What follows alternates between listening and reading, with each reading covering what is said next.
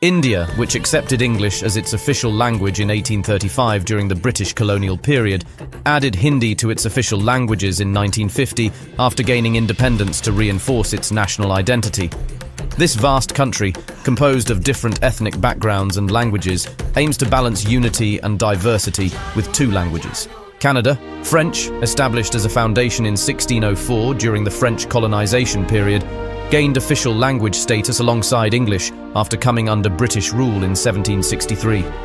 Today, Canada forms a mosaic that harbours the richness of both French and English cultures with its bilingual structure. Ireland, an English colony from the 12th century until 1922, Ireland, after gaining independence, declared Irish, Gaelic, as the official language in a move to preserve its historical and cultural identity through a nationalism movement. It also allows for the strong presence of English to continue, aiming not to fall behind in global communication and economic development. Turkey, which replaced Ottoman Turkish with Turkish written in the Latin alphabet as the official language in 1928, aimed to diminish the influence of Arabic and Persian words and to build a modern nation through a nationalist language reform. This language change is a significant milestone in Turkey's modernization and nationalization process. Malaysia. After gaining independence in 1957, Malaysia chose Malay as the national language while continuing to maintain English as an important language in education and the business world.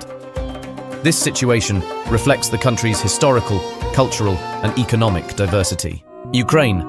Separating from the Soviet Union in 1991, Ukraine made Ukrainian the official language while allowing a significant portion of the population to use Russian. This situation leads to a language tension connected to Ukraine's historical and political complexity. South Africa, the country, where Dutch was declared the official language by the Dutch in 1652, added English to its official languages in 1822.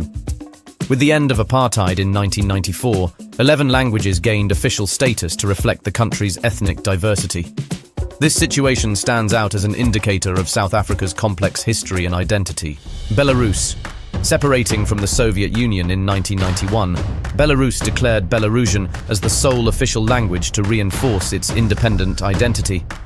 However, it also grants a special status to Russian, aiming to maintain historical and economic ties and to protect the rights of the Russian minority. Rwanda. Gaining independence from French colonialism in 1962, Rwanda accepted English as an official language in 2003, marking a departure from its colonial past and integrating English-speaking refugees returning after the genocide. This language change constitutes a significant part of Rwanda's historical and political transformation.